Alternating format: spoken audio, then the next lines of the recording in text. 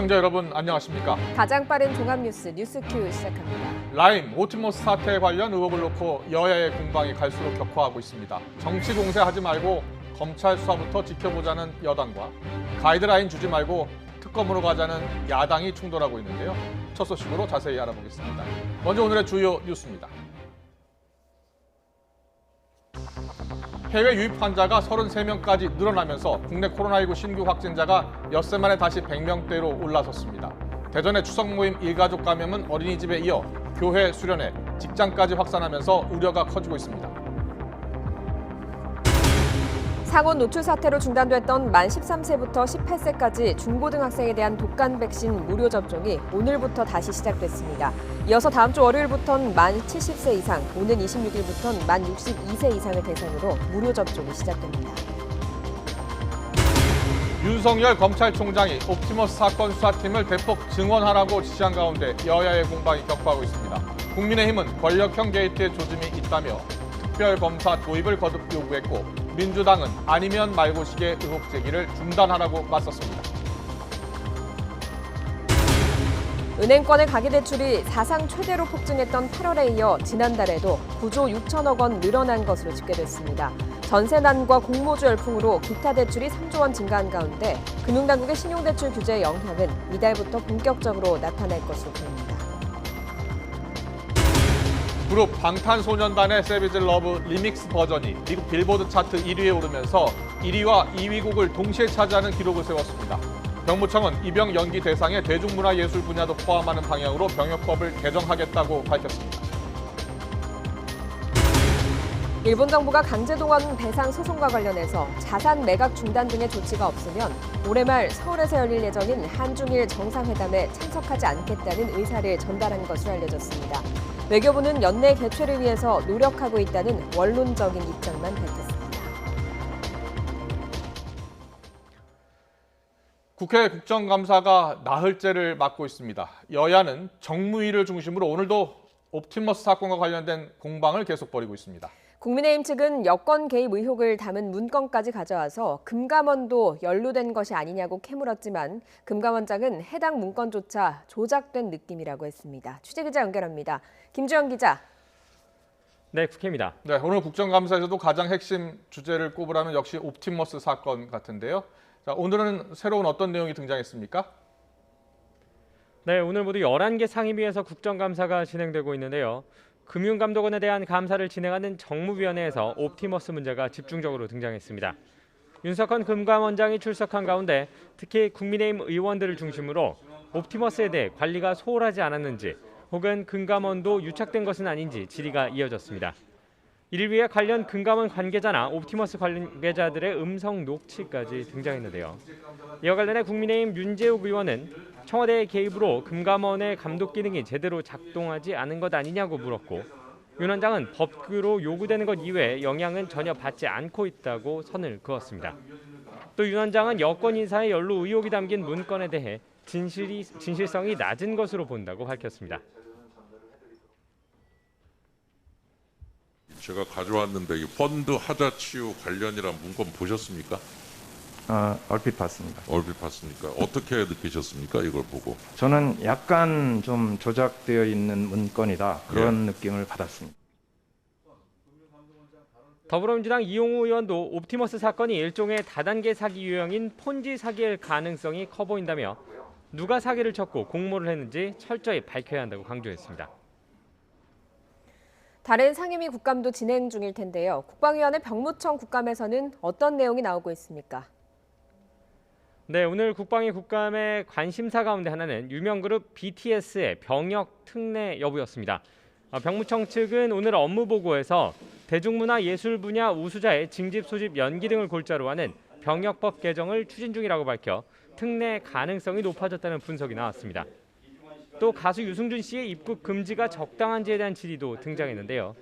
모종화 병무청장은 유 씨가 숭고한 병역 의무를 이탈했고 공정하게 병역 의무를 하겠다고 약속했다가 다시 거부했다면서 법원이 입국을 허락해도 금지하는 것이 맞다고 본다고 밝혔습니다. 이와 함께 복지위에서 진행된 식약처 국정감사에서는 최근 불거진 독감 백신의 보관 관리 문제에 관심이 쏠렸습니다. 의원들은 식약처가 백신 관리에 책임을 다하지 못했다고 지적했고 이희경 식약처장은 국민께 걱정을 끼쳐드려 송구하다고 밝혔습니다. 또 국토위는 부산시 현장 국감을 진행하고 있고 문체위는 광주의 아시아 문화전당과 울산의 반구대 암각화를 현장 시찰했습니다. 지금까지 국회에서 YTN 김주영입니다.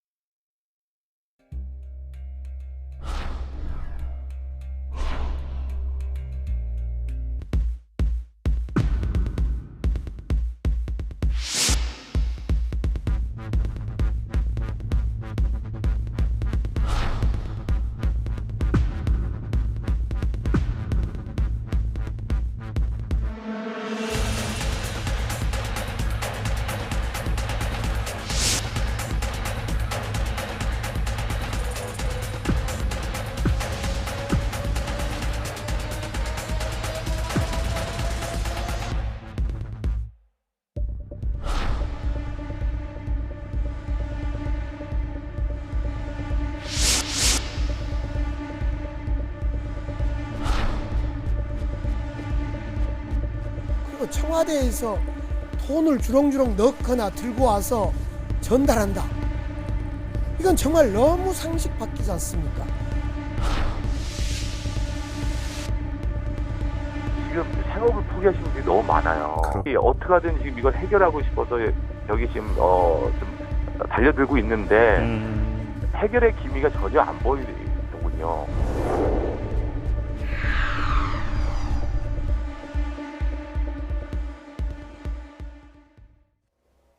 네, 피해자만 지금 수천 명이 넘을 것으로 보이고요. 피해 금액도 1조 원이 훌쩍 넘을 것으로 보이고 있는 라임 옵티머스 사태에 지금 정관계 인사들의 연루 의혹까지 나오면서 정부의 새로운 뇌관으로 떠올랐습니다. 윤석열 검찰총장도 옵티머스 수사팀을 대폭 증원하라고 지시하면서 이번 사태의 파장이 어디까지 커질지 관심이 집중되고 있습니다. 김광산 변호사와 함께 관련 내용 살펴보겠습니다. 어서 오세요. 어서 오십시오. 안녕하세요. 네. 자, 라임 옵티머스 사태 등장 인물도 워낙 많고요. 네, 사건도 좀 복잡한 것 같습니다. 좀 그래서 이해하기 어려운 측면도 좀 있고요. 자, 두 사건의 개요부터 좀 간략하게 소개해 주시죠.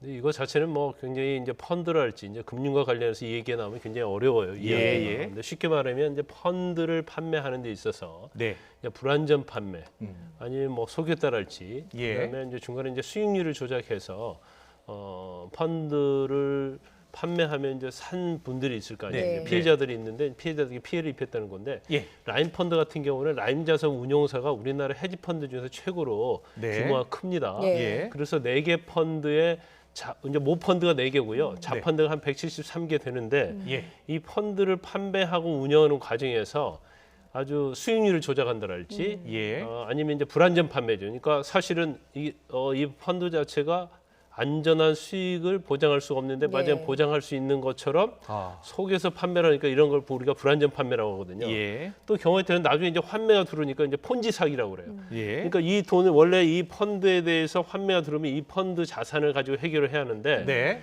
이게 워낙 펀드가 부실하기 때문에 다른 자산을 판 걸 가지고 와서 이걸 환매를 해요. 예. 그러면 그 자산에 펀드를 산 사람들이 피해를 입는 거잖아요. 그렇죠. 이게 이제 전형적인 폰지 사기라고 하는데 예. 이렇게 아주 이런 방법을 써서 피해자가 한 4천 명 정도 있고요. 예. 피해 네. 금액은 지금 1조 한 4천억 정도 예. 추정을 하고 있습니다. 예. 1조 4천에서 한 6천억 정도. 예.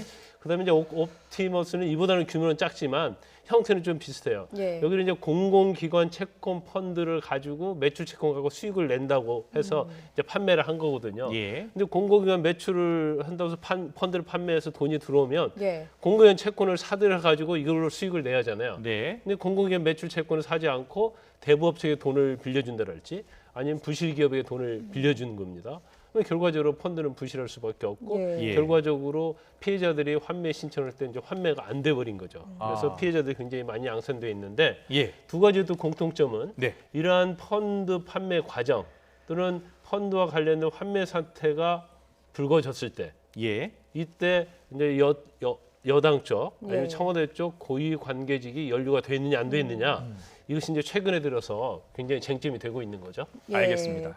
지금 그런 부분들이 전국의 뇌관으로 떠오르고 있습니다만 일단 안타까운 건 펀드 피해자들 중에서는 노인 또 은퇴자 같은 금융 취약계층이 특히 많았습니다. 오늘 국감에서 나온 발언 들어보고 이야기 더 나눠보겠습니다. 근데 환매 중단된 사모펀드 피해자를 분석을 하면 60대 고령자의 피해액이 3조 730억 원입니다. 옵티머스 경우에 60대 이상이 50%, 70대 이상이 30%입니다. 전 개인적으로 이런 영업행위는 굉장히 부도덕할 뿐더러 악질적이라고 생각합니다. 고령층에 대해서만 팔았다고 해서 특별히 그거를 제재하기는 조금은 어려울 것 같은데 앞으로는 이제 그런 부분에 대해서도 뭔가 저희들 나름대로 방법을 찾아보는 그런 노력을 하겠습니다. 그리고 교육 같은 것도 굉장히 중요한 것 같습니다. 시니어들에 대한. 네. 네, 이제 피해자들 분 가운데에는 이제 평생 모은 은퇴 자금을 이렇게 날려버린 사람들도 아주 많다고 해서 참 안타까운데요. 자, 이 옵티머스나 라임 같은 경우에는 자산 운용사입니다. 그러니까 투자자들의 자금을 모아서 이제 투자를 하는 곳이고요. 네, 네. 지금 피해 투자자들은 대부분 은행이나 증권사에서 샀을 거 아니에요.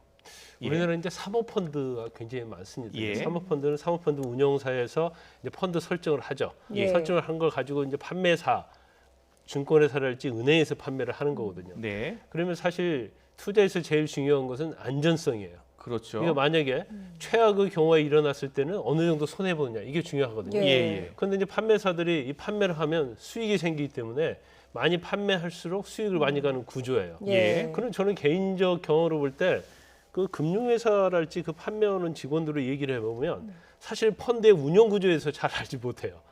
단지 뭐 겉으로 나와 있는 거 얼마나 예. 안전성이 있는 건지 수익률이 최고 얼마인 건지 이 정도만 설명하지 예. 사실은 그 설명을 완전 자세하게 해야 하고요. 예. 그럼 거기에 이제 서명란을 하게 돼 있거든요. 네. 그래서 위험성을 고지받았다는 내용을 반드시 고지하게 돼 있어요. 예. 그런데 그 장수가 한두 장이 아니단 말이에요. 예. 더군다나 지금 펀드가 문제되는 펀드의 한 80%를 60대 이상의 나이가 드신 분들이 산 건데 이제 그 예. 이유는 여러 가지가 있겠죠. 왜냐하면 은행 이자가 거의 뭐 0%에 가깝기 때문에 예. 결과적으로 은퇴 자금을 가지고 은행 이자를 받아서 생활을 했는데 그게 안 된단 말이에요. 그럼 펀드를 팔 때 적어도 뭐 3%, 5%, 그 정도 되면 금액이 가지고 있는 전체 금액을 펀드에 넣으면 사실은 그 금액이 굉장히 많거든요.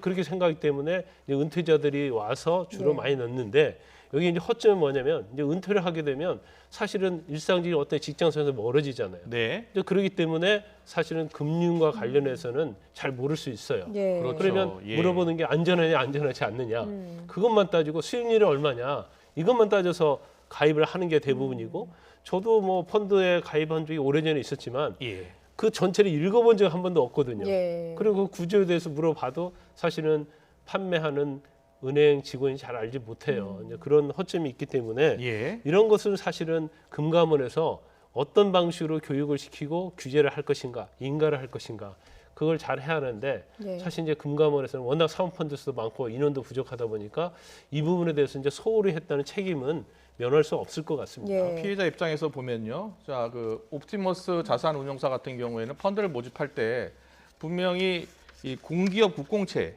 네. 여기에 투자한다고 했기 때문에 당연히 안전하다라고 생각하고 아마 투자를 했을 겁니다. 그런데 결과는 지금 그렇지 않은 거 아닙니까? 예. 그러면 펀드를 판매한 회사 그러니까 은행이나 증권사도 책임이 있는 거 아닙니까? 일단 이제 그 이제 펀드를 판매하려고 하면요. 예. 일단 아까 말씀드린 옵티머스 자산 운용사라고 운용사가 있습니다. 예. 그리고 펀드를 판매하는 판매사가 있죠. 그렇죠. 그리고 판매에서 돈이 들어오면 이걸 수탁사가 있어요. 네. 돈을 보관하고 있는. 네. 그럼 이 삼위일체가 돼서 하는데 사실은 서로 크로스를 체크하는 게 맞겠죠. 예. 근데 예를 들어서 지금 펀드가 사모펀드 자체가 이게 사기 펀드를 밝혔다 하더라도 만약에 피해를 봐서 그 뭐 물론 판매사에서 이기면 소송에서 이기면 뭐 판매사는 대부분 아주 우리나라에 내놓으라는 금융기관이니까 상관이 없지만 예. 운용사 자체는 거의 파산이거든요. 네. 운용사부터 돈을 가져갈 수가 없어요. 예. 결과적으로 판매사가 됐건 수탁사가 됐건 크로스 체크가 반드시 돼야 하고 네. 또 판매사 입장은 거기서 수익을 가져가잖아요. 그럼 수익을 그냥 판매한 거 수익을 가지면 안 되고 거기서 반드시 체크를 해야 하는 게 맞겠죠. 예. 그래서 일반적으로 소송을 제기할 때는 세 곳을 상대로 소송을 제기하는 거거든요. 그래서 가장 문제가 되는 것이 사실은 사모펀드 제일 문제가 되는 것이 불안전 판매입니다. 예. 펀드에 대해서 제대로 알려주지 않는 거예요. 그러면 운용사가 물론 사기를 쳤다 하더라도 그것은 판매사와 운용사와 관계지만 결국 소비자하고 직접적으로 관계되는 것은 판매사단 말이에요. 그럼 판매사 책임이 훨씬 더 강하다고 볼 수 있어요. 예. 그런데 우리나라는 아직 판매사는 마치 판매하는 경로에 불과한 것처럼 돼 있는 것이 잘못되어 있는 거고 네. 이거 자체가 금감원에서 근본적인 어떤 해결책을 마련해야 하지 않나 싶습니다. 예. 일단은 피해가 발생을 했으니까 지금 소송이 진행 중입니다. 이 피해자들이 얼마나 또 구제를 받을 수 있을지도 관심이거든요. 일단 제일 중요한 것은 이제 입증 책임이에요. 그러니까 제가 볼 때 이제 자산운용사만 상대로 손해배상 소송을 제기하면 뭐 폰지 사기랄지 수익률 조작했더랄지 아니면 이 펀드에서 해지하고 이 펀드에 넣었다랄지 아니면 원래 공공기관 매출 채권을 사기로 했는데 그게 아니고 대부업체에서 돈을 빌려줬다는 것이 명확하기 때문에 제가 볼 때는 자산 운용사를 상대로 손해배상을 청구를 하면 승소할 가능성이 굉장히 높다고 봅니다. 네. 물론 이제 자신의 책임이 있기 때문에 과실 부분이 상계는 될 거예요. 그렇지만 이제 판매사랄지 아니면 수탁사를 상대로 소송을 제기하게 네. 되면 사실은 완전 100% 자신이 손해 본 걸 보전받을 수가 없어요. 근데 그런 한계점이 있거든요. 그래서 사실 피해자 입장에서는 입증이 굉장히 어려워요. 왜냐하면 전문적 영역도 아니고 설사 변호사를 선임한다 하더라도 변호사가 내부 정보에 접근하기 굉장히 어려운 측면이 있거든요. 물론 뭐 사실조회 촉탁이랄지 여러 가지 문서 제출 명령을 통해서 알 수는 있겠지만 그건 쉽지 않아요. 그래서 금감원에다가 민원을 제기해서 금감원 분쟁조정위원회에서 결정을 하는 경우가 있습니다. 조사를 하고 이제 그 자리가 소송에 쓸 수 있겠지만 금감분쟁조정위원회에서 이제 최근에 사례가 하나 있는데 2018년도 11월부터 라임자산 운용펀드에서 판 4개의 펀드가 있거든요. 그건 이제 무역과 관련된 펀드인데 이것은 명백히 문제가 있다고 그래서 판매사가 다 환불을 해줘라, 피해액을 해줘라 하는 결정을 내린 적이 있는데 이 결정이 사실은 강제성이 없어요. 분쟁조정위원회 그렇죠. 결과군요. 그래서 예. 판매사에서 이걸 다 받아들인 판매사도 있고 그렇지 않는 판매사도 있기 때문에 사실 피해자 입장에서 소송을 해서 승소를 해서 사실은 피해를 받는다는 것이 굉장히 어렵고 시간도 엄청 많이 걸립니다. 네. 근데 사실 이 금융 회사들의 인허가권 그리고 감독권 행사하고 있는 것이 이제 우리나라 같은 경우에는 금감원인데요. 예. 그 펀드를 조성하고 또 투자하고 또 환매하는 것까지 모든 것을 이제 관리 감독하는 기구가 바로 금감원인데요. 금감원이 과연 제대로 관리 감독을 했느냐? 오늘 국정감사에서도 여야 의원들의 질타가 이어졌습니다. 듣고 가보겠습니다. 옵티머스 관련해서 7차례 공식적으로 민원이 이제 접수가 됐습니다. 1차, 2차, 3차 민원 그리고 4차례 내용 증명이 왔어요. 더군다나 회사의 전 대표가 상황을 잘 알고 이렇게 구체적으로 민원을 제기했는데 조치를 안 한다는 건 문제 아닙니까? 사모펀드가 많다는 게 얘기가 안 되잖아요. 그러니까 저희 나름대로 이렇게 그 분류를 해서 순차적으로 들여다보는 그런 과정이 시간이 좀 많이 걸렸습니다. 금감원이 그리고 녹취록을 보면은 오히려 금감원에서 3차례에 걸쳐서 김재현 대표 녹취록에 하면은 컨설팅을 해줬어요. 과도하게 친절했던 거 아니냐 하는 부분은 저희들이 뭐 최근에 계속해서 그런 쪽으로 좀 노력을 하려고 친절하게 또 컨설팅 기준 방식으로 그렇게 자문을 좀 해주려고 하는 그런 노력을 네, 이 금감원에서 지금 이 옵티머스 관련 대표의 직접 컨설팅을 3차례나 해줬다라는 지금 문제가 제기가 됐습니다. 자, 금감원이나 이런 감독기구가 오히려 특혜를 준 것 아니냐 이런 문제가 제기됐거든요. 일단 금감원에서 원래 이제 사모펀드의 사업 설정할 때 설립할 때 그것에서부터 사실은 잘 관리 감독을 해야 하는 거 맞아요. 그런데 아마 사모펀드가 워낙 많고 그 과정에서 뭐 사실 뭐 우리가 사후약방문이라는 얘기를 씁니다만은 그러다 보니까 사모펀드에 굉장히 문제가 많고 그 이후에 이러한 뭐 피해자가 속출하는 것이 계속 나오고 있거든요. 그런데 그 지금 옵티머스와 관련해서는 옵티머스 이제 전 대표가 민원을 제기했던 걸로 알려져 있어요. 그러면 옵티머스 그냥 일반 민원은 얼마든지 올 수가 있죠. 피해자들이 자기 입맛에 안 맞으면 설사 뭐 별로 억울한 점이 없다 하더라도 민원을 제기할 수 있지만 적어도 옵티머스 전 대표가 내부 사정을 잘 알기 때문에 민원을 3번이나 제기했다고 한다면 이건 심각한 문제가 있는 거 아니에요? 그러면 다른 민원에 비해서 우선적으로 이 부분에 대해서 관리 감독하고 조사에 들어갔어야 하는데 예. 이게 상당히 시간이 많이 끈 걸로 알려져 있어요. 예. 그래서 이 부분을 좀 지적하는 것이고 지금 3번 컨설팅이란 말이 사실은 문제가 있잖아요. 네. 문제가 있으면 사실은 조사를 먼저 하고 감독을 먼저 해야 하는데 이번에 이제 녹취록이 공개됐잖아요. 예. 물론 거기에 대해서는 뭐 이건 금감원 직원이 과장이 아니다. 파견된 직원의 목소리다. 직원이 자세하게 친절히 설명한 것뿐이다. 이렇게 얘기를 하고 있지만 네네. 뭐 만약에 정말 3번이나 컨설팅을 해주는 듯이 친절하게 해주기 위해서 했다고 한다면 이건 문제 있는 자산 운용이잖아요. 예. 그러면 사실은 상담을 해주고 그게 아니고 조사를 먼저 해야 하는 거예요. 예. 그래서 네네. 피해가 확산되지 않도록 막는 방법, 그리고 피해가 더 피해자 크기 전에 조사를 빨리 해서 어떤 예. 결정을 내고 중단을 시키고 그래야 하는데 자산을 동결하고 예. 그런 것에 대해서 하지 못한 거에 대해서 사실은 지금 야당에서 지적을 하고 있는 거죠. 네. 그리고 계속해서 지금 이제 검찰 수사 관련해서요. 자, 이 옵티머스 사태와 관련해서는 이제 지난 6월에 압수수색이 있었어요. 거기서 이제 어떤 문건이 나왔다는 겁니다. 그 문건에 이제 나온 걸 보면은 이제 정관계 인사가 연루된 의혹이 있는 겁니다. 그 문건에 대해서는 오늘 금감원장은 좀 꾸며낸 것 조작된 같다, 거다. 조작된 뭐 것 그렇죠. 같다라는 말을 했어요. 그런데 지금 현재 수사는 어디까지 지금 진행돼 있는 겁니까? 일단 전 김재현 전 대표 예. 이런 사람 다 구속돼 있거든요. 구속돼 있고요. 그리고 윤모 변호사가 굉장히 실질적인 책임을 지고 좀 더 구속돼 있어요. 그러면 예. 김재현 전 대표랄지 윤모 변호사를 통해서 설정 과정이랄지 아니면 내부적으로 무슨 일이 일어났는가에 대해서는 상당히 이제 검찰에서 처음 조사는 이걸 금융 사기로 처음에 조사가 됐을 겁니다. 그래서 예. 금융 부분에 대해만 조사를 하는데 조사를 하다 보니까 이제 내부 문건 뭐 펀드 하자 치유 문건이라는 문건을 윤 변호사가 그걸 제출을 했다고 알려져 예. 있어요. 예. 그리고 여러 가지 정치 관계자가 연루돼 있다 이제 그런 의혹이 있었던 걸 보입니다. 예. 그런데 사실 그 부분에 대해서 이제 수사가 거의 안 된 걸로 보고 있어요. 왜냐하면 지금 기소는 되어 있는데 정치 관계와 관련된 범죄에 대해서는 지금 범죄 사실이 안 들어가 있거든요.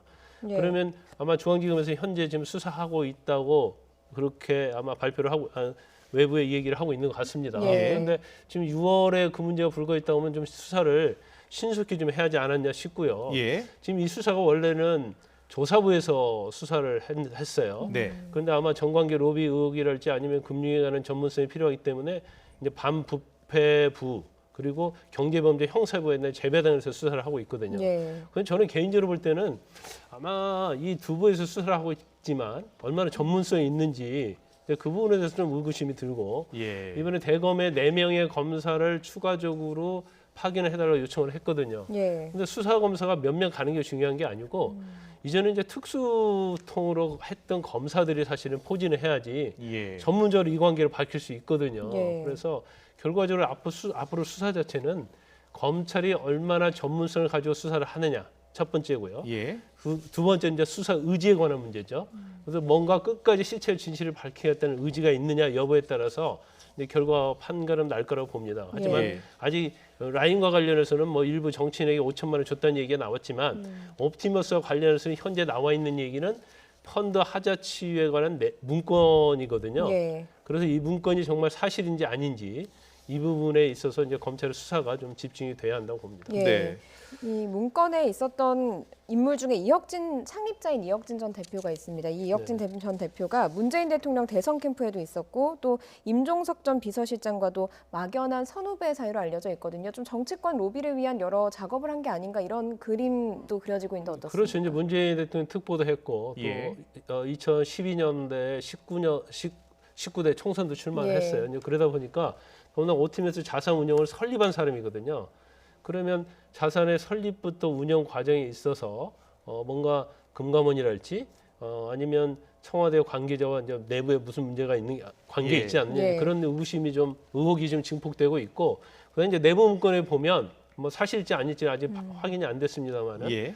이제 청와대 관계랄지 유력 인사들이 사실은 내부에 분쟁이 있는데 관여를 했고 또 펀드의 수익자로 관여하고 있다 이런 내용이 들어가 있어요. 이게 예. 굉장히 중요한 내용이거든요. 예. 예. 그런데 이 부분에 대해 확인하는 그런 이제 검찰의 수사가 이제 반드시 진행되어야 한다 이렇게 보고 있고, 예. 그다음에 이혁진 대표는 지금 미국에 가 있어요. 예. 샌프란시스코에 있는 걸로 알려져 있는데 2018년 3월인가 출국을 했거든요. 그러면 문제의 초기에 사실은 진명수배를 하든지 출국을 못하도록 막았어야 하는데 왜 막지 못했느냐는 거고 예. 또 이 펀드와 관련된 거 말고도 뭐 성범죄와 관련된 거랄지 한 5건 정도로 이제 기소 중지돼 있는 걸로 알려져 있거든요. 예. 그러면 신병 인도를 빨리 해서 수사를 해야 하는 거 아니냐, 일부러 봐주는 게 아니냐, 신병 절차를 진행시키는 게 아니냐, 이거 이제 야당이 이제 질문을 하고 있고 예. 추미애 장관은 뭐 전혀 그런 것이 아니고 현재 절차를 밟고 있다 이렇게 대답을 했죠. 네, 네. 지금 여야가 이 문제 가지고 계속 충돌하고 있고 예. 이제 여권에서는 나온 것은 없고 의혹만 가지고 계속해서 야당이 공세를 펴는 것 아니냐, 정치 공세 중단하고 이제 검찰 수사를 좀 지켜보자 이런 입장이고 야권에서는 검찰 수사를 믿을 수 없다, 바로 특검으로 가자 이런 주장을 지금 펴고 있어요. 그런데 예. 네. 근데 여권의 입장에서는 뭐 당연히 그럴 수밖에 없을 거예요. 예. 왜냐하면 아직 그 라임 사태와 달리 옵티머스 사태 자체는 실명이 이렇게 거론되고 있지는 않거든요. 단지 예. 청와대에 근무했던 이전 행정관, 그 남편의 윤모 변호사가 뭐 옵티머스가 굉장히 설립 때부터 아니면 이사로서 근무하면서 돈을 받고 또 윤모 변호사 지금 구속돼 있죠. 예. 윤모 변호사는 이전 행정관이 청와대에 들어가면서 원래 월급을 한 500 정도 받았는데 그 3배인 1,500만 원 정도 받았다. 네. 이런 정도의 지금 실질적인 실명은 이 정도밖에 나오지는 않고 있거든요. 예, 예. 그렇지만 이제 검찰이 수사를 더 진행을 해서 또 새로운 게 나온다고 한다면 당연히 이것은 뭐 권력형 비리 게이트로 나올 수도 있고 네. 아니면 그 하자 치유에 관한 문건 자체가 그냥 금감원에게 이걸 보여줘서 뭔가 겁박을 줘서 그냥 마무리하려고 하는 예. 그런 의도였다면 뭐 별거 아닌 게 될 수가 있겠죠. 그런데 뭐 제가 개인적으로 볼 때는 전혀 관계 없다고 볼 수가 있겠느냐. 문건 자체의 내용을 보면 네. 그렇다고 한다면 검찰에서 관계가 있는지 청와대랄지 아니면 고유직과 관련이 있는지 없는지를 명확하게 수사를 통해서 보여줘야 한다 이렇게 봅니다. 예. 네. 그리고 보니까 오늘 같은 경우에 또 다른 펀드 라임 자산 운용이요. 라임 자산 운용의 경우 이제 전현직 여권 정치인 또 4명이 거론이 되고 있어요. 그래서 또 지금 라임 사태는 지금 재판 중이죠. 네, 재판 중입니다. 예. 그 김봉현 스타모빌리티 전 회장이 구속돼서 재판을 예. 받고 이제 전 현직들이 다 구속돼 재판을 받고 있고 또 지금 문제가 되고 있는 이강세 이제 전 사장 같은 경우도 재판을 받고 있는데 일단 라임과 관련해서는 지금 굉장히 일파만파가 됐다는 것이 그 김봉현 전 회장이 이제 법정에 나와서 증언을 하면서 이강세 전 대표를 통해서 청와대 당시 이제 민정수석에게 네. 5천만 원을 전달했다. 이게 좀 굉장히 파장을 많이 일으켰어요. 예. 예. 강기정 전 민정수석이 거기에 대해서 완전 부인했죠. 네네, 1원도 뭐, 받지 않았다고. 예. 더군다나 김봉현 전 회장은 전혀 알지도 못하고 이러한 예, 점 예. 받지 않았다. 그런 취지로 얘기를 하고 있고 아주 강력하게 명예훼손과 유증죄로 이제 고소를 예. 하겠다. 뭐 했는지 모르겠어요. 한 것으로 알려져 있는데 그래서 이제 서로 너무나 첨예게 이 얘기가 대립되어 있고 그런데 사실 이제 라임이랄지 옵티머스가 이제 최근에 불거지긴 했지만 전에부터 이제 그런 설은 있었거든요. 예. 그래서 이제 그 설이 있었기 때문에 야당에게 공개 빌미를 준 것이고 이게 현실화되는 것이냐 예. 아니면 단순한 설에 불과한 것이냐 이제 그 부분에 이제 어떻게 보면 지금 변곡점에 와 있다.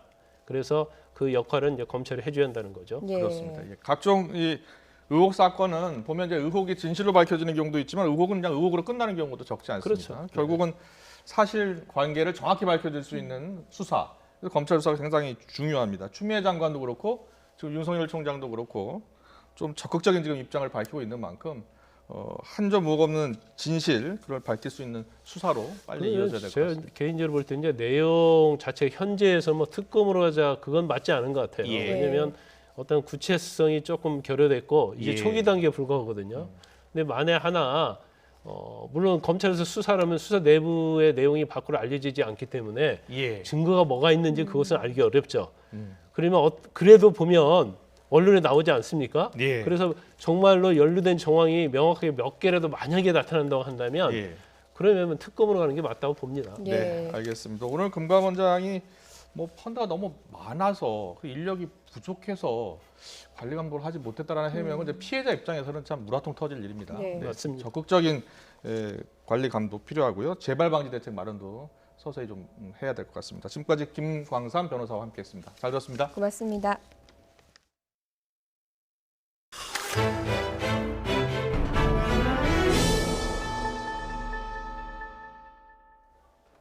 단타로 수익을 올리려는 주식 투자자들이 늘면서 이들에게 종목 추천을 해주는 유사 투자 자문 업체들도 우후죽순으로 생기고 있는데요.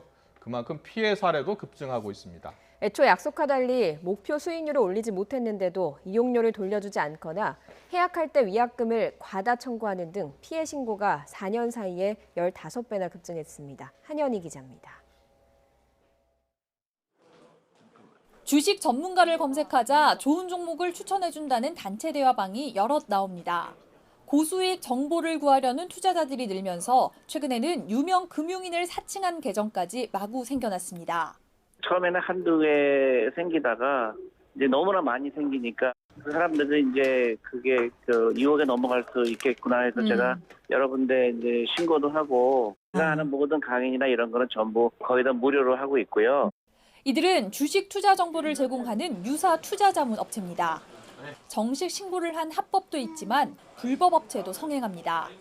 목표 수익률을 달성하지 못하면 이용료를 돌려주겠다고 약속했지만 지키지 않거나 정보 불만 등으로 계약 해지를 요구했을 때 위약금을 과다하게 요구하는 경우도 많습니다. 이틀밖에 안 했어요. 근데 이틀 동안에 제가 추천해주는 종목을 다 들어갔는데 전부 다 손실이 난 거예요. 터무니없이 37만 원인가 먼저 준다고 얘기를 하더라고요. 한국소비자원에 신고된 피해 구제 신고를 보면 지난 2016년 214건이었는데 3년 새 3,237건으로 무려 15배 넘게 증가했습니다. 올해 지난 9월까지만 해도 피해 구제 신고가 2,072건이 접수됐습니다. 부동산에서 주식시장으로 유동자금이 옮겨가면서 돈을 쫓는 유사 투자 자문 업체도 더 늘어날 전망입니다. 덩달아 피해 사례도 증가할 수밖에 없습니다. 향후 주식시장이 하락 국면을 맞으면은 피해자가 더 늘어날 것이 예상됩니다. 광고에 현혹되지 마시고 하루 이틀 시험 이용해 보시고 자신에게 맞을 경우 대금 지급 등 계약을 하셔야 하고 문제는 유사 투자 자문 업체에 대한 확실한 규제 방법이 없다는 겁니다. 대량 피해를 사전에 예방할 수 있도록 관계부처 및 기관들이 협업해서 투자 정보업자 면허 기준을 확립하고 표준 약관을 개선하는 등 법제 개선이 시급하다고 판단됩니다. 시장에 풀린 막대한 유동자금 때문에 고심하고 있는 정부는 부동산 자금을 주식시장으로 유인하기 위한 여러 정책을 펴왔습니다. 유인책뿐만 아니라 투자 피해를 방지하고 피해 발생 시 신속한 조치가 이뤄질 수 있는 조치도 필요해 보입니다. YTN 한현입니다. 은성수 금융위원장은 정부가 추진하는 정책형 뉴딜 펀드와 관련해서 펀드를 출시하면서 투자 책임은 투자자 본인에게 있다는 점을 명시하겠다고 밝혔습니다. 은 위원장은 국회 정무위원회 국정감사에서 국민의힘 김희곤 의원이 뉴딜 펀드에 대한 오락가락한 태도가 국민들의 이해도를 떨어뜨리고 있다는 지적에 대해서 원금이 보장되는 것처럼 오해하게 할 만한 소지가 있었다. 잘못된다고 생각한다고 말했습니다. 지난달 은행의 가계대출이 8월에 이어 높은 증가세를 이어갔습니다. 한국은행에 따르면 지난달 은행 가계대출은 8월보다 9조 6천억 원이 늘었습니다. 사상 최대 증가 규모를 기록했던 8월에 11조 7천억 원보다는 줄었지만 1년 전 4조 8천억 원보다는 2배로 늘었습니다. 주택담보대출은 이미 승인된 집단대출 실행이 늘면서 6조 7천억 원 늘었고 신용대출 등 기타 대출은 공모주 청약과 주택 관련 자금 수요로 3조 원 증가했습니다. 이번 달 말부터 수도권 지역에서 주택을 구매하면 주택 가격에 상관없이 자금 조달 계획서를 내야 할 것으로 보입니다. 국토교통부는 이런 내용의 법률 시행령 개정안이 최근 규제개혁위원회 예비심사에서 비중요 규제로 처리됐다고 밝혔습니다. 개정안은 차관회의와 국무회의를 통과해서 관보에 실리면 시행되는데 늦어도 오는 26일까지는 관보에 게재될 것으로 예상되고 있습니다. 우리나라의 국가채무 비율이 정부가 우려하는 대로 2045년 100%에 근접하면 신용등급 강등 등 대외 신인도가 나빠질 우려가 크다는 경고장이 나왔습니다. 급속한 저출산과 노령화 탓에 복지 지출의 급격한 증가도 예상되는 만큼 실효성 높은 재정 준칙을 통해서 나라 빚을 적극적으로 관리할 필요가 있다는 지적입니다. 이광엽 기자입니다. 올해 코로나19 사태를 맞아 탄탄한 국가 재정이 꺼져가는 경제의 불씨를 되살리며 위기의 버팀목이 됐지만 그만큼 나랏빚은 눈덩이처럼 커졌습니다.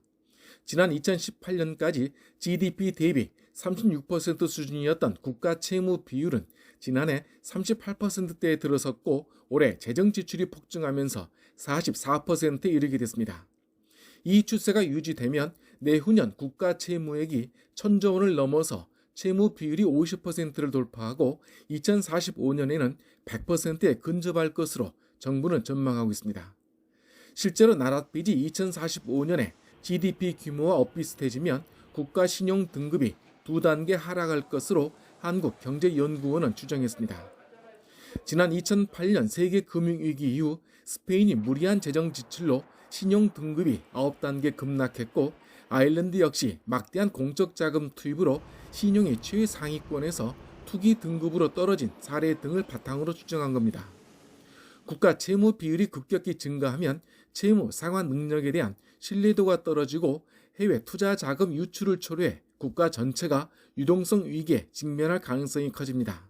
일자리나 복지 쪽으로 쓸 수 있는 돈이 그만큼 외국 자금에 대한 비용으로서 나가게 된다는 거고요. 기업들 입장에서도 자금 조달 금리가 높아지면 아무래도 국내 투자나 고용이나 이런 쪽에서도 부정적인 영향을 미칠 수밖에 없습니다. 정부는 급격히 늘어난 국가 채무를 체계적으로 관리하기 위해 한국형 재정 준칙을 도입하기로 했습니다. GDP 대비 국가 채무 비율 60%, 통합 재정 수지 마이너스 3%로 각각 설정하는 방안으로 오는 2025년 회계 연도부터 적용하겠다는 계획입니다. 재정이 해야 될 역할을 크게 훼손하지 않으면서 그러나 건전성도 지금 이렇게 국가 채무가 좀 속도가 빠르게 늘어날 걸로 예상되는 시점에서 이와 같은 논의와 이와 같은 준칙이 필요하다고 저는 판단을 한 것입니다. 앞으로 우리나라 재정 여건은 저성장에 굳어져 세수가 정체되고 늙은 국가로서의 복지 지출은 더욱 늘 수밖에 없다는 관측이 지배적입니다. 꼭 필요할 땐 과감하게 돈을 풀어야 하지만 평소에는 튼튼한 재정을 유지해 만약의 사태에 대비하는 실효성이 높은 재정 준칙이 요구됩니다. YTN 이광규입니다. 그룹 방탄소년단이 미국 빌보드 차트에서 1, 2위국을 동시에 차지하는 대기록을 세웠습니다. 피처링에 참여한 세비지 러브 리믹스 버전이 빌보드의 주간 핫백 차트 1위에 올랐습니다. 조수연 기자의 보도입니다.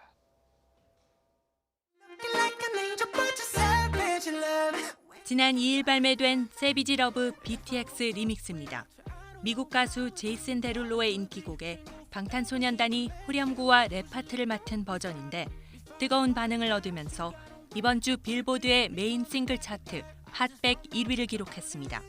핫백은 매주 미국에서 가장 인기 있는 노래 순위를 집계하는 차트입니다. 스트리밍 실적과 음원 판매량, 라디오 방송 횟수 등을 종합해 순위를 냅니다.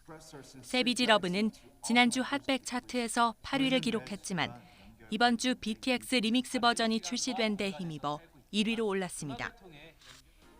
빌보드는 통상 리믹스 버전을 단일곡으로 집계하지만 이번 순위는 BTX 리믹스 버전의 기여도가 커 방탄소년단도 함께 이름을 올리게 됐습니다.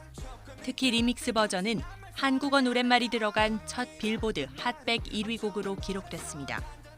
이번 주 차트에서 다이너마이트는 2위를 차지하면서 방탄소년단 곡이 나란히 1, 2위에 오르는 대기록도 세웠습니다. 빌보드에 따르면 핫백 1위와 2위를 동시에 차지한 그룹은 2009년 블랙 아이드 피즈 이후 처음입니다. 방탄소년단은 트위터를 통해 변함없는 사랑과 관심을 보내주시는 아미 여러분들 진심으로 감사드린다며 팬들에게 감사를 표했습니다. YTN 조수연입니다. 중국 내 트위터인 웨이보에 있는 방탄소년단 공식 계정에 달린 댓글입니다. 중국에서 나가라, BTS 팬할 거면 중국 국적을 포기해라. 중국 누리꾼들의 이런 비난 댓글이 수천 건이 달렸습니다. 방탄소년단의 짧은 수상 소감 때문입니다. 직접 들어보시죠. The Korea Society's 2020 annual gala is especially meaningful as this year marks the 70th anniversary of the Korean War. We will always remember the history of pain that our two nations shared together and the sacrifices of countless men and women. BTS가 받은 벤플리트 상은 한국 전쟁에 참전한 벤플리트 장군을 기리는 상입니다. 한미 관계에 크게 기여한 인물과 단체에 주는 상이니까 이 수상자가 6.25 전쟁을 언급하는 건 상식적인 일이겠죠. 또 BTS의 수상 소감 중 6.25 전쟁을 언급한 부분은 방금 들으신 이 한마디가 전부였습니다. 중국 누리꾼들은 BTS가 중국의 역사를 모욕했다면서 들끓었습니다. 한국전쟁은 중국이 미국에 맞서서 북한을 도운 전쟁인데 BTS가 한미 양국의 고난의 역사라고 표현한 게 당시 참전한 중국 군인들의 고귀한 희생을 무시했다는 겁니다. 다소 과민한 반응처럼 보이죠. 일부 중국 누리꾼들은 BTS 갤럭시 한정판을 낸 삼성전자의 불매운동을 주장하는 등 기업들도 겨냥했습니다. 기업들은 공식 입장을 밝히진 않았지만 이런 상황을 의식하는 듯한 모습입니다. 삼성전자는 갤럭시 S20의 BTS 한정판 판매를 중지한다는 게시물을 올렸고요. BTS가 광고 모델인 의류 브랜드 휠라와 현대자동차도 현재 공식 사이트에서 이 BTS의 사진을 찾아볼 수가 없습니다. 역사에 관한 중국 누리꾼들의 이런 공격 처음이 아닙니다. 지난 8월 한 예능 프로그램에 출연한 가수 이효리 씨가 예명을 전하면서 한 말이 공격의 대상이 되기도 했습니다. 마오가 중국의 전 국가주석 마오쩌둥을 떠오르게 하는데 장난을 쳤다면서 조롱이라는 해석이었습니다. 결국 해당 프로그램은 유료 동영상 서비스에선 이 발언을 삭제했고요. 인물을 특정한 게 아니라는 해명을 해야 했습니다. BTS를 둘러싼 비난의 강도가 세지자 중국 외교부까지 나섰습니다. BTS 수상 소감 관련 보도와 누리꾼들의 반응을 주목하고 있다면서 한국과 중국 양국이 우호를 함께 도모해야 한다고 했는데요. 들어보시죠. 以史为鉴，面向未来，珍爱和平，促进友好，应该是我们共同的追求，值得我们共同努力。 이런 중국 외교부의 입장이 나오자 중국 여론도 살짝 수그러드는 모습입니다. 방탄소년단의 수상 소감이 중국 누리꾼의 분노를 일으켰다는 기사를 냈던 관영 매체 환구시보는 해당 기사를 홈페이지에서 삭제했습니다. 중국 누리꾼 반응의 편협성을 비판적으로 보도한 해외 언론의 반응도 영향을 미친 것으로 보입니다. 영국의 파이낸셜 타임스는 중국의 편협한 민족주의에 BTS가 희생양이 됐다고 보도했고요. 뉴욕타임스는 중국 시장에서 글로벌 기업들이 반복적으로 겪는 황당한 사례라고 지적하기도 했습니다.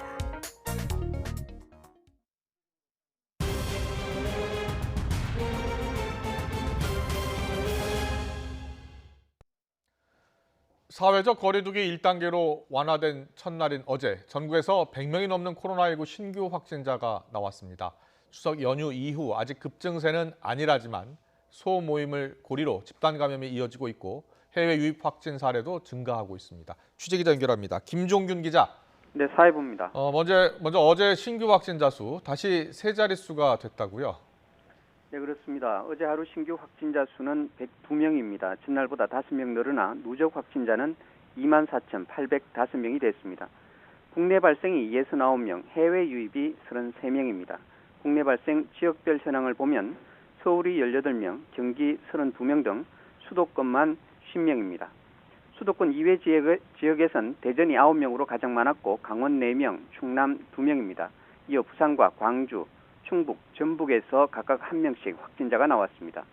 해외 유입 확진자 33명 가운데 21명은 입국 검역 단계에서 나왔습니다. 유입 국가별로 보면 러시아가 14명으로 가장 많았고 일본 5명, 네팔과 미국이 각각 4명입니다.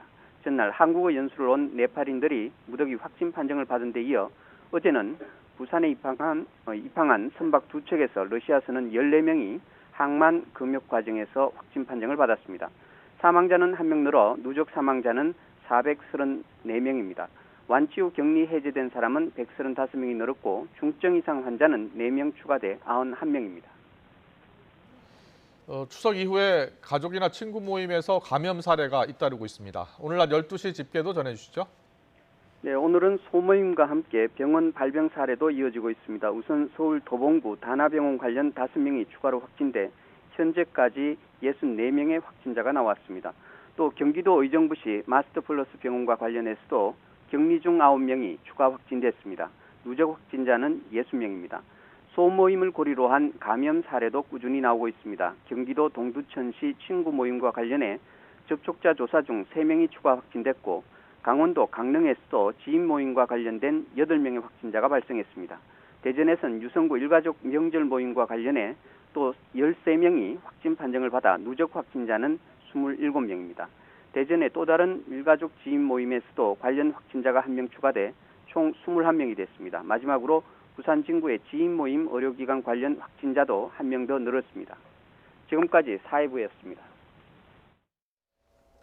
정부가 어제 사회적 거리두기 단계를 1단계로 완화했는데요. 오늘부터는 마스크 착용을 의무화하는 새로운 법도 시행이 됩니다. 오늘부터 한 달 동안 계도 기간을 거칠 예정입니다. 현장에 나가 있는 취재기자 연결합니다. 홍민기 기자. 네, 신촌 세브란스 병원에 나와 있습니다. 이제는 병원에서도 마스크를 의무적으로 착용해야죠? 네, 그렇습니다. 제가 나와 있는 이 대학병원을 포함해서 병원과 의료시설 또 요양시설에서는 거리두기 단계와 상관없이 마스크를 항상 착용해야 합니다. 이른바 3밀 조건이 갖춰지기 쉽고 또 노약자와 중환자 등 감염에 취약한 계층이 많이 머무는 만큼 감염 위험성이 크기 때문입니다. 실제로 서울 도봉구 다나병원과 경기 의정부 마스터플러스 병원에서 오늘도 확진자가 발생하는 등 의료시설에서의 집단 감염도 끊이지 않는 상황입니다. 오늘부터는 개정된 감염법 예방법에 따라서 의료시설에 종사하는 이용자와 종사자가 마스크를 쓰지 않을 경우 과태료 부과 대상이 됩니다. 이 법에 따르면 각 지방자치단체장 등은 마스크 착용을 의무화하는 행정명령을 내릴 수 있게 됩니다. 또 이를 위반하는 사람에게는 최고 10만 원, 시설 관리자와 운영자에게는 최고 300만 원까지 과태료를 부과할 수도 있습니다. 다만 과태료 부과 대상에서 제외되는 경우도 있습니다. 14세 미만 청소년 역시 마스크를 써야 하지만 만약 쓰지 않더라도 관련 법상 과태료는 내지 않아도 됩니다. 또 24개월 미만의 영유아나 발달장애인, 또 의학적으로 마스크를 쓰기 어려운 환자도 마스크를 쓰지 않는 게 원칙입니다. 네, 그렇다면 당장 오늘부터 과태료를 낼 수도 있는 겁니까? 네, 법은 오늘부터 시작되지만 과태료는 한 달 후부터 내게 됩니다. 정부는 계도 기간이 끝나는 다음 달 13일부터 실제 과태료를 부과할 예정입니다. 이미 서울과 인천, 대구 등 일부 지방자치단체는 대중교통이나 공공시설을 이용할 때 마스크 착용을 의무화하는 행정명령을 내린 상태인데요. 계도 기간이 끝나는 다음 달까지 세부 지침을 내놓을 예정입니다. 그렇다면 어떤 마스크를 써야 할까요? 비말 차단 효과가 입증되지 않은 밸브형 마스크나 망사형 마스크는 올바른 마스크 착용으로 인정되지 않습니다. 식품의약품안전처가 허가한 보건용, 수술용, 비말 차단용 마스크에 면 마스크까지만 착용이 가능합니다. 다만 이 경우에도 입과 코를 완전히 가리지 않는 경우 과태료 부과 대상이 됩니다. 거리두기 단계가 1단계로 조정되면서 시민들의 자발적인 방역수칙 준수가 더욱 절실한 상황, 과태료보다는 나 자신의 건강을 위한 마음으로 마스크를 꼭 착용해 주시기 바랍니다. 지금까지 서울 신촌 세브란스 병원에서 YTN 홍민기입니다.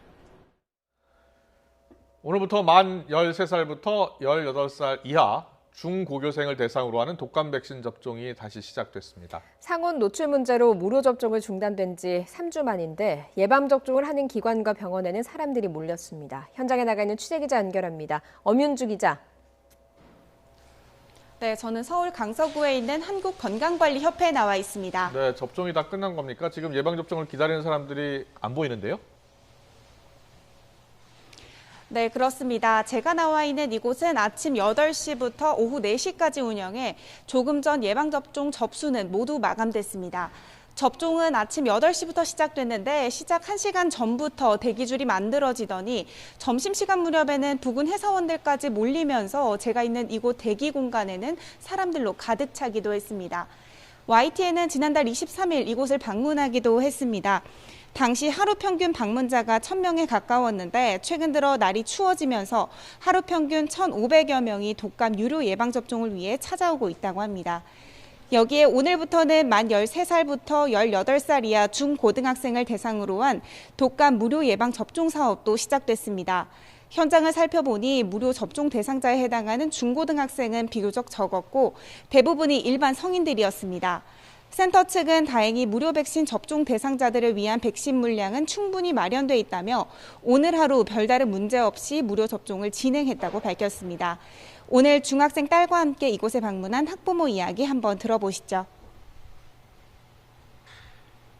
예방접종을 해야 되나 또 걱정을 많이 했긴 했는데 어쨌든 뭐 뉴스에 보니까 뭐 괜찮다는 얘기도 많이 나왔고 지금 또 독감까지 같이 겹쳐지면 더 위험할 것 같아가지고 이제 그냥 예방접종 하러 나왔습니다. 하지만 몇몇 병원에서는 오후 들어 백신 물량이 다 떨어지거나 수급되지 않아 발길을 돌리는 경우도 속출했습니다. 이번 독감 예방접종 사업은 코로나19 유행 상황을 고려해 접종 기간을 나이별로 세분화했습니다. 오는 19일부터는 만 70살 이상, 26일부터는 만 62살부터 69살 어르신에게 차례로 독감 백신을 접종합니다. 이미 상온 노출 백신 물량과 다른 유통 과정에 있던 제품을 사용하는 만 12살 이하 어린이와 임신부를 대상으로 한 무료 접종은 지난달 25일 시작됐습니다. 이번 독감 국가예방접종 지원사업 기간은 독감 유행 시기와 함께 항체가 접종 2주 뒤부터 생산된다는 점과 이 항체가 평균 6개월 정도 유지된다는 것을 고려했을 때 오는 12월 31일까지 진행됩니다. 특히 코로나19로 인해 전보다 독감 예방접종에 대한 관심이 커졌지만 상온 노출과 백색 부유물 발견 등 각종 백신 관련 이슈가 잇따라 발생하면서 안정성에 대한 우려가 이어지고 있습니다. 이런 가운데 100만 명 이상 물량이 회수되면서 백신 부족에 대한 걱정도 적지 않았습니다. 이에 대해 정부는 올해 독감 백신 생산량이 애초 조사했던 것보다 40만 개 정도 늘었기 때문에 우선 이 물량으로 부족분을 충당한다는 입장입니다. 지금까지 서울 강서구에 있는 한국건강관리협회에서 YTN 엄윤주입니다. 서울시가 도심 집회 금지 기준을 완화하는 거리두기 1단계 조치를 발표한 가운데 보수단체들이 이번 주말 예배와 집회 강행을 예고했습니다.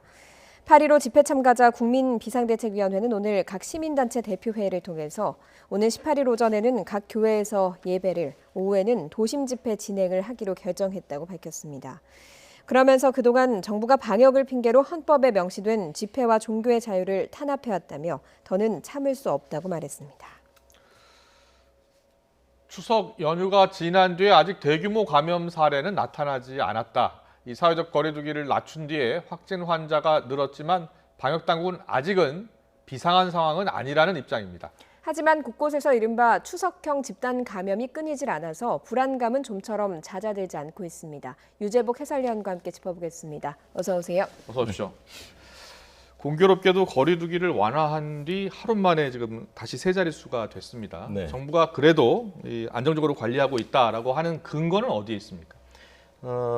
조금 전에 말씀하신 것처럼 대규모 감염 사례가 나타나지 않았다는 것이고요. 예. 조금 전 브리핑에서는 그 예를 5월과 8월을 들었습니다. 예. 5월에 그 서울 이태원 집단 감염, 예. 8월에 있었던 그 사랑제일교회와 광화문 감염. 예.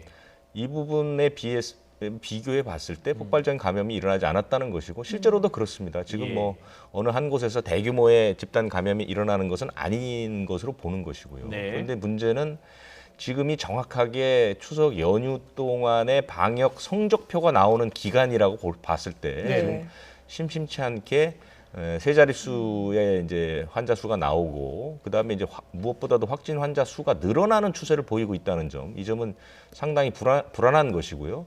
잠시 뒤에 이제 사례를 하나하나 말씀드리겠지만 이른바 추석형 집단 감염이라고 해서 일가족이 명절을 보낸 뒤에 감염을 일으키고 이 사람들이 각자의 생활 터전으로 돌아가서 N차 감염을 일으키는 이런 상황들, 이것이 상당히 빠른 속도로 번지고 있다는 것, 이것이 굉장히 불안한 요인으로 꼽을 수가 있겠습니다. 네.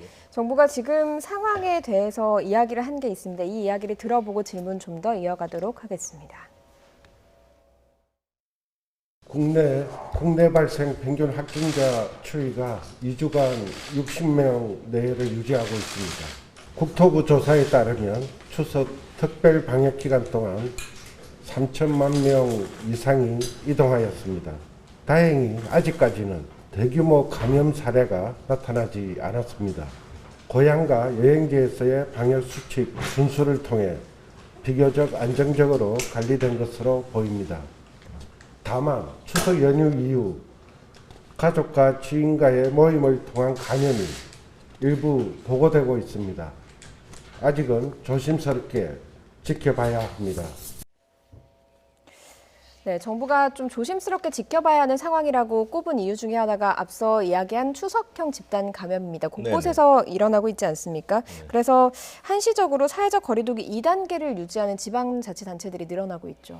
이번에 거리두기의 단계를 낮추면서 정부가 주안점을 줬던 게 두 가지 정도로 분석이 되는데요. 첫 번째는 방역 자체는 자율적으로 하되 그 벌은 무겁게 내리겠다는 것이 하나가 있고요. 또 하나는 지방자치단체에 상당히 많은 자율권을 줬다는 겁니다. 네. 지자체가 스스로의 상황에 맞게 뭐 거리두기 단계도 조정할 수 있고, 그 다음에 이제 방역 수칙 준수의 그 대상도 정할 수 있도록 이렇게 했는데, 지금 두 자치단체, 기초자치단체이긴 하지만 의정부시와 강릉시가 이번 주는 사회적 거리두기 2단계를 그대로 가야 할 것 같다, 이렇게 이제 발표를 했는데, 의정부시는 지금 그 마스터 플러스 병원이라는 재활병원에서 확진 환자가 60명까지 나왔습니다. 상당히 큰 감염이 일어났기 때문에 오늘 17일까지 2단계를 유지하는데, 그러니까 우리가 고위험 시설들은 다 운영이 계속해서 중단되는 그런 조치를 취했고요. 강릉시도 지금 그 소모임이나 추석 모임에서 이제 확진자들이 번져서 강릉이라는 곳은 이제 이번 연휴 때 여행객이 많이 왔던 곳이고, 그리고 그동안 쭉 그렇게 감염이 많지 않았던 곳인데, 이번에 이제 두 자릿수로 감염 환자가 나오면서 18일까지 거리두기 2단계를 연장했습니다. 그래서 모임이나 행사 같은 것도 다 금지가 됐고요. 스포츠 행사도 무관정으로 했고, 교회 예배는 허용했는데 소모임이나 식사는 금지했습니다. 이런 식으로 지자체가 발생 상황을 보고 스스로 거리두기를 이렇게 조절할 수 있는 그런 기능들이 생겼다는 것을 볼 수 있습니다. 예. 그리고 오늘 발생 상황의 특징을 보면요, 어제 오늘 이제 해외 입국자들의 이 확진이 많이 나왔는데, 어제는 네팔에서 들어온 학생들이 무더기로 양성 판정 받았어요. 네, 그렇습니다. 어제는 네팔에서 이제 한국어 연수 온 학생들이 이제 무더기로 양성 판정을 받았고, 오늘은 러시아 선원, 그러니까 부산항에 입항하는 러시아의 선박들, 주로 이제 화물선인데요. 여기서 무더기 확진 환자가 나왔는데 모두 두 척입니다. 한 척은 지난 6일에 들어온 러시아 화물선인데 선원이 23명인데 이 가운데 13명이 하선 신청을 했습니다. 지금 이제 화물선이 들어오게 되면 일단 그 사람들은 우리나라에 입국한 걸로 간주하지는 않거든요. 그냥 배에 머물고 있다가 물건을 내리고 싣고 다시 가니까요. 그런데 하선 신청을 하는 사람들이 있습니다. 뭐 육지에서 볼 일이 있을 때 그러면 반드시 진단검사를 받게 되어 있습니다.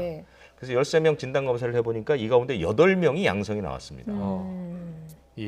그래서 나머지 10명까지 검사를 했더니 3명이 추가 확진이 돼서 지금 11명이 확진 판정을 받은 거죠. 그리고 또 하나는 지난 12일에 들어온 역시 러시아의 냉동 냉장선인데요. 선원 20명을 모두 검사했더니 3명이 확진 판정이 나왔습니다. 그래서 여기서 14명이 확진자로 분류되면서 오늘은 국내 발생은 어제와 같은 69명인데 해외에서 들어온 환자가 좀 늘었죠. 그래서 오늘 이제 100명을 넘게 된 겁니다. 근데 들어올 때 검사 확인서 가지고 들어오지 않아요? 그거는 그 공항을 통해서 들어올 때 그 음성 확인서라는 걸 가지고 들어오고, 이 사람들은 일단 우리나라에 입국한 걸로 간주하지 않습니다. 배에 머물 경우에는. 앞서 이야기한 추석형 집단 감염의 구체적인 좀 사례를 살펴보도록 하겠습니다. 대전에 명절 때 모임 일가족이 감염됐고 N차 감염으로 퍼졌거든요. 벌초를 통한 감염 사례 정리해 주시죠. 지금 이번 명절을 지나고 나서 가장 그 지역사회의 전파가 무서운 곳이 대전 충남입니다. 이른바 이제 제가 이름 붙인 그 추석형 집단 감염이 3건이 일어났고, 그것이 이제 뭐 가족끼리 벌초를 했다거나 뭐 식사를 했다거나 이런 모임을 통해서 일가족이 확진이 되고, 이 일가족들의 생활터전에서 이제 전파가 가는 그런 양상인데요. 먼저 그 대전시 둔산동에 있는 그 일가족들, 이 일가족들은 지난 그 1일에 경북 예천에 벌초를 갔다가 같이 식사를 했는데요. 여기서 일가족이 8명이 확진을 받았습니다. 8명이 확진을 받았는데 이 일가족 가운데 확진받은 사람의 딸은 공부방에서 일하는 사람인데 이 공부방에서 5명이 확진이 됐습니다.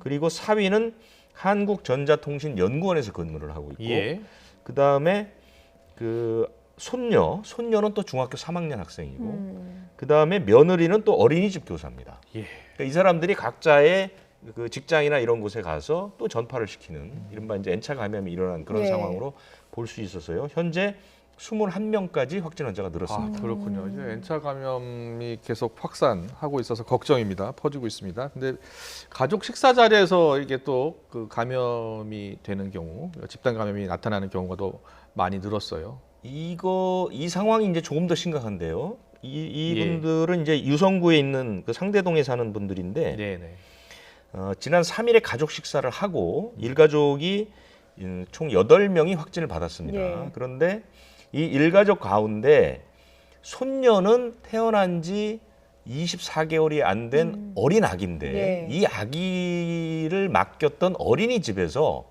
그 똑같이 24개월이 안 된 아기들 3명이 확진을 받았고 또 교사와 직원 4명이 확진을 받았습니다. 이게 어린이집을 통한 감염이 된 것이죠. 그리고 이 어린이집 원장의 아버지와 언니, 그리고 또 원아의 어머니와 외할머니, 그리고 이제 어린이집 교사의 남편, 딸, 이런 식으로 이제 확진이 N차 감염이 쭉 퍼지게 된 것이죠. 그리고 또 하나는 이 확진 가족 가운데 한 명이 소아 전문 병원을 방문했는데 그 병원에 잠깐 들렀던 30대 남자가 또 확진 판정을 받았습니다. 그리고 이제 가장 심각한 것은 사위가 전북 전주에서 목사를 하고 있는데 지난 그 8일부터 10일까지 아산에서 교회 수련회가 열렸는데 여기에 그 사위가 참석을 했거든요. 이 수련회에서 3명이 추가 확진됐습니다. 그런데 그 당시, 그러니까 이 그 수련회가 열렸을 당시는 사회적 거리두기 2단계이기 때문에 50명 이상이 모일 수 없는 곳이거든요. 근데 이 수련회에는 70명이 넘는 그 신도들이 참석을 했죠. 그렇기 때문에 이제 이 부분은 또 법적인 문제가 걸리는 부분이고요.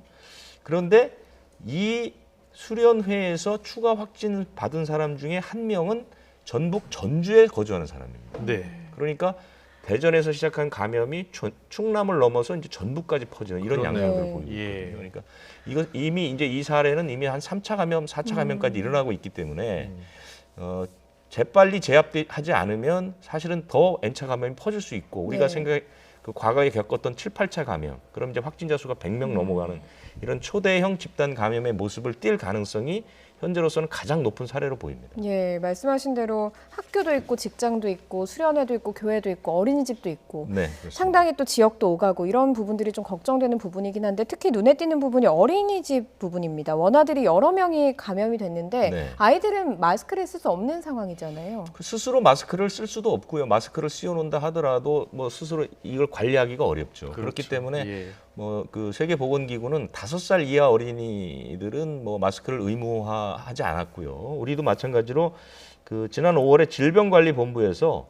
24개월 미만 영아는 마스크 착용이 오히려 건강에 영향을 줄 수 있다, 나쁜 영향을 줄 수 있다. 왜냐하면 이제 아이들 호흡에 이제 문제가 있기 때문에 그래서 마스크를 씌운다는 게 사실상 현실적으로 어렵습니다. 그런데 대신 이제 보호자라든가 교사들은 전부 마스크를 써야 되죠.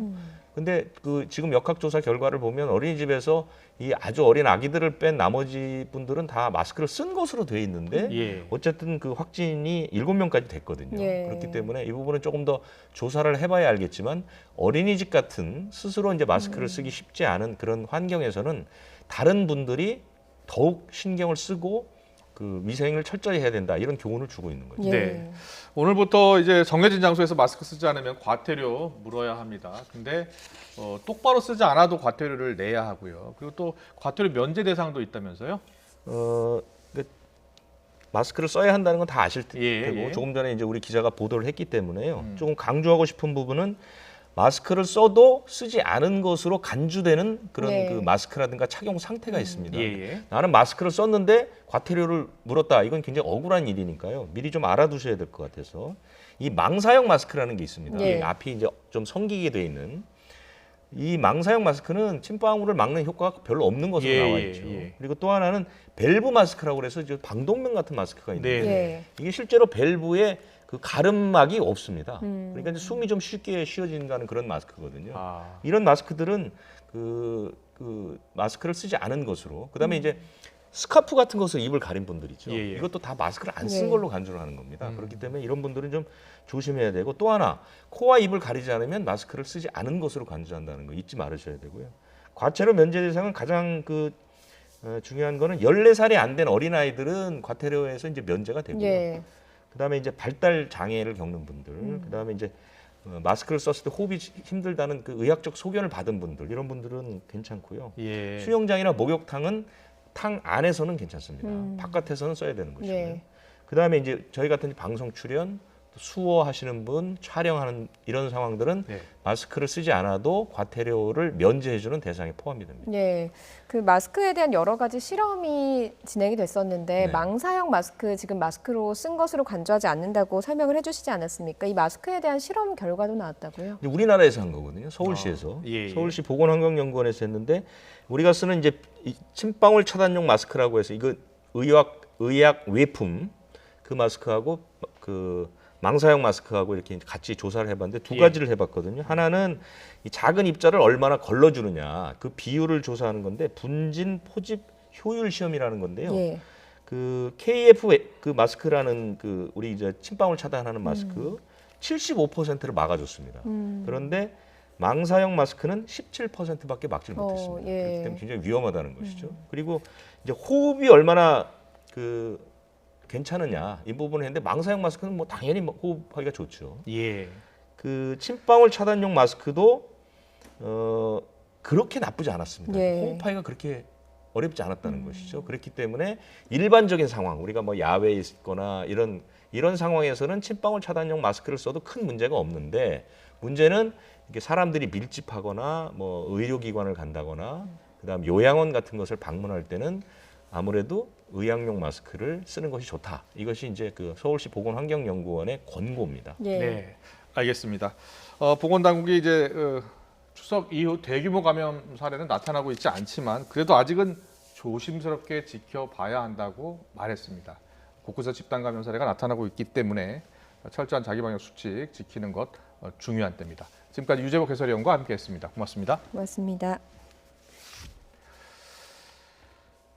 도널드 트럼프 미국 대통령이 코로나19에 걸린 지 열흘 만에 대선 유세를 공식적으로 재개했습니다. 백악관 진료진은 트럼프 대통령이 코로나19 검사에서 음성 판정을 받았다고 했습니다. 이동환 기자입니다.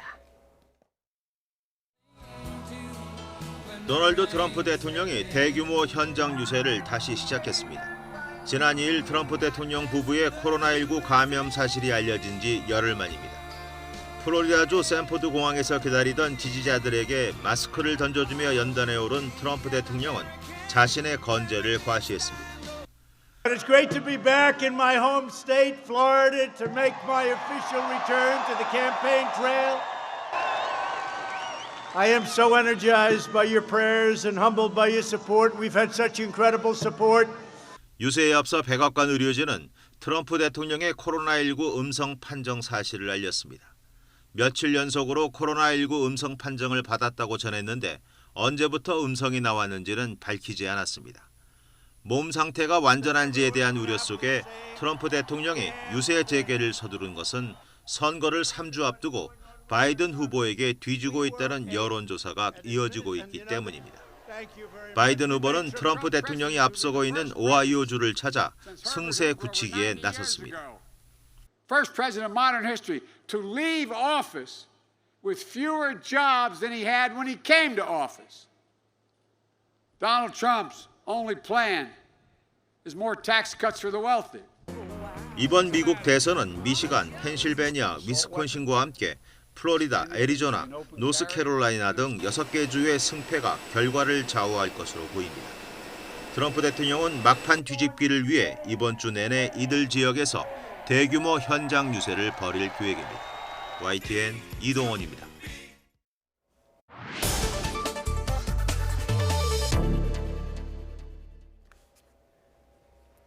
지난달 독일 베를린에 설치된 평화의 소녀상, 일본의 집요한 로비 끝에 불과 한 달 만에 지금 철거 위기에 놓였습니다. 독일 베를린 미테구에서 소녀상을 이번 주 안에, 그러니까 현지 시각으로 14일까지 철거하라는 공문을 보낸 겁니다.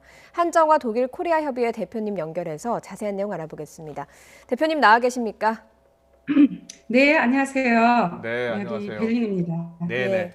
어제 베를린 행정법원에 이제 철거 명령 집행정지 가처분을 이제 신청하셨습니다. 오늘은 소녀상 앞에서 기자회견을 갖는다고요? 네, 그렇게 지금 현재 예, 예. 독일 언론들이 많은 관심을 보여주고 있지 않았기 때문에 네. 조금 더 언론 형성을 하기 위해서 기자회견을 갖도록 하고 있습니다. 예, 네. 어떤 식으로 진행을 하게 되시는지요? 네, 저희는 이제 일단 저희 코리아 협의회가 베를린 정부에서 이렇게 생각하듯이 뭐 한국의 이해관계를 대변하고 네. 일본, 독일의 소녀상을 세워서 독일을 이 한일 관계의 갈등의 도구화를 시켰다. 이 부분에 대해서 반박을 하고 싶습니다. 네, 네. 자, 지금 뭐 화면에 잠깐 나오고 있는데 이 베를린 소녀상이 뭐 독일에서 처음 설치된 소녀상은 아니에요. 그렇죠? 그렇지만 이 소녀상이 더 특별한 이유가 있죠? 네, 그렇죠. 예, 예. 지금까지는 이제 네팔 히말라야 공원이라고 아주 큰 공원에 세워졌었고, 예. 그다음에 또 의미가 있는 거는 한인 라인마인 교회에도 세워졌었습니다.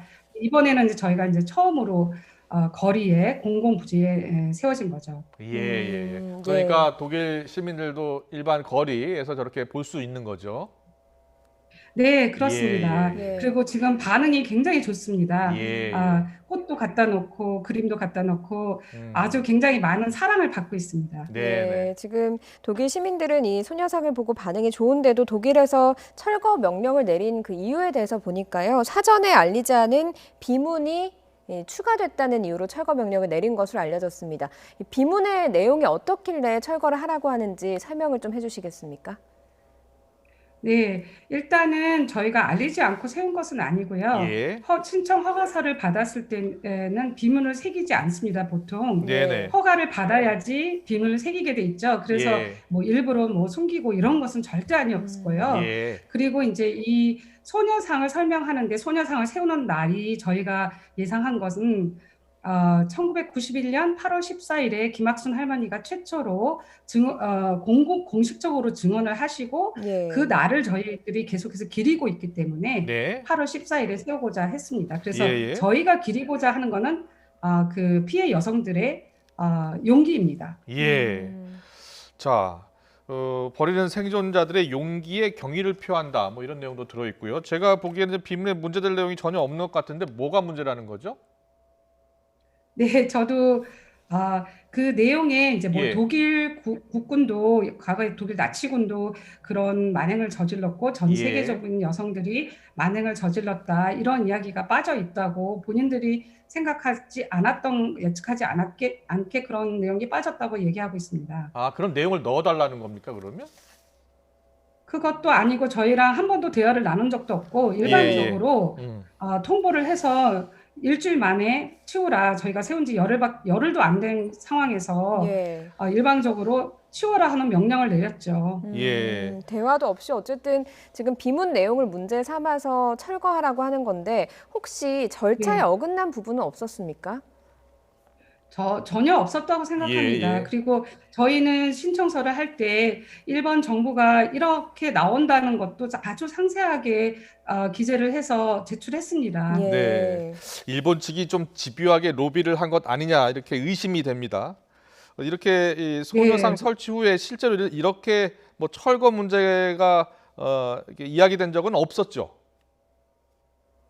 설치하고 예. 나서요. 예, 예. 네, 그렇죠. 설치할 때 저희가 이제 그 구청 의원들이나 예. 담당관이랑도 많은 얘기를 나눠서 제막식에 참석해달라고 요청하셔서 흔쾌히 요청을 해주시고 그래서 네. 날짜도 8일로 맞춘 거거든요. 예. 저 사실은 8월 14일에 세우고 싶었는데 도로공사에서 못 세우고 9월 21일이 세계 평화의 UN 평화의 날인데 그날도 시간이 안 된다고 하셔서 28일로 미룬 것입니다. 네. 뭐 날짜나 이런 것들을 다 조율을 해서 설치를 했는데 이렇게 철거 명령을 받았다고 하니까 좀 당황스럽고 황당하실 것 같긴 합니다. 네, 그렇습니다. 예. 그런데 원래 이제 말씀 들어보면 독일은 이 소녀상 설치에 좀 협조적이었던 것 같아요. 맞죠? 네, 그렇죠. 예. 저희가 이 소녀상은 예술 작품으로 거리에 세워지는 것입니다. 예. 이게 뭐 역사적인 사건을 기리는 것이 아니라 예술 작품의 공공 장소에 세워지는 걸로 신청한 것이고 그런 신청하는 그 부분이 따로 있습니다. 예. 그렇기 때문에 지금 이 상황은 표현의 자유를 예. 금지하는 것에 해당하는 것입니다. 네. 자, 독일 현지 여론, 언론의 반응은 어떻게 나오고 있습니까? 이 슈레더 전 총리 부부는 철거에 반대한다라고 발표했던데요. 네, 그렇습니다. 지금 저희가 독일 전체적인 저희 시민들, 교수들, 일반인들 모든 사람들이 지금 이거는 굉장히 부당하다고 나섰고요. 네. 그래서 어제 그 3인당 미테구의 3인당 측에서는 이 철거 명령을 회수하라고 철거하라고 요구도 했습니다. 그리고 언론들도 그렇고 지금까지의 반응은 엄청납니다. 예. 지금 서명운동에서 뭐 8,000명 서명도 들어오고 서명운동도 뭐 각기각자에서 시작이 돼서 저희도 어디서 뭐가 진행되고 있는지 모를 정도입니다. 예. 지금 온라인 청원 진행 중이신데 방금 말씀을 하신 것 같은데 잘 안 들려서요. 청원에 몇 명 정도가 참여를 했습니까? 처음에 100명 정도로 참여를 했다가 지금 온라인 그 숫자가 어젯밤에 8,000명이었는데 지금 더 많이 늘었을 것 같고요. 예. 그 외에 또 저희가 성명서를 하나 낸 것이 있는데 그 성명서는 이제 지인들끼리 아는 사람들끼리 이렇게 돌리는 성명서인데 네. 교수님들이 많이 도와주셨어요. 예. 그래서 지금 독일 예술가 협회에서도 성명서를 냈습니다. 네. 자, 우리 정부나 외교부 어떻게 도와주고 있습니까? 적극적으로 도와주고 있습니까? 저희가 지금 외교부 관련해서는 예. 지금 그 독일 정부나 일본 정부에서 마치 한국 정부의 의견을 대변한다고 몰아세우고 있기 때문에 예. 저희는 외교부가 지금 현재 상황에서 외교부가 관여하는 것은 절대 아니라고 생각합니다. 그리고 예. 저희가 뭐 외교부의 도움을 받아서 세운 것이 아니라 네. 완전히 30년간 일해온 저희의 그런 활동의 결과물이기 때문에 예. 이것을 일본 정부가 그렇게 내세우고 독일 정부가 저희와 아무런 대화도 없이 뭐 한국의 의견을 대변한다고 하는데 저희 단체가 제가 대표라서 그렇지 저희 전체는 독일 시민단체인 것을 좀 밝히고 싶습니다. 독일 시민단체라는 걸 강조를 하셨습니다. 그런데 이야기를 들어보니까 좀 산 넘어 산으로 보이는데요. 소녀상의 설치 기한이 1년으로 제한이 돼 있어서 매년 허가를 받아야 하는 상황이라고 들었습니다. 맞습니까? 네, 그렇습니다. 이 소녀상을 저희가 그 실무자들과 의논을 해서 구청의 실무자들 이제 담당 부서에서 할머니들이 빨리 이렇게 돌아가시고 얼마 살아갈 수 있는 날이 없기 때문에 이거를 공식적으로 세우려면 너무 많은 시간이 흐르니까 그 임시적으로 세워서 잘 이게 반응이 좋으면 3개월 전에 연장해서 1년, 2년, 3년 이렇게 하다가 영구적으로 세워줄 수 있는 가능성도 높고 그 사이에 저희가 좀 더 많이 준비를 할 수 있는 시간도 있다고 해서 그런 조언을 받아서 이제 저희가 이렇게 실시를 한 것입니다. 네, 독일 여론이 일단 소녀상의 우호적인 것으로 지금 전해지고 있는데요. 이 독일 베를린 미테구 지금 철거하라는 주장을 철회할 가능성 있습니까?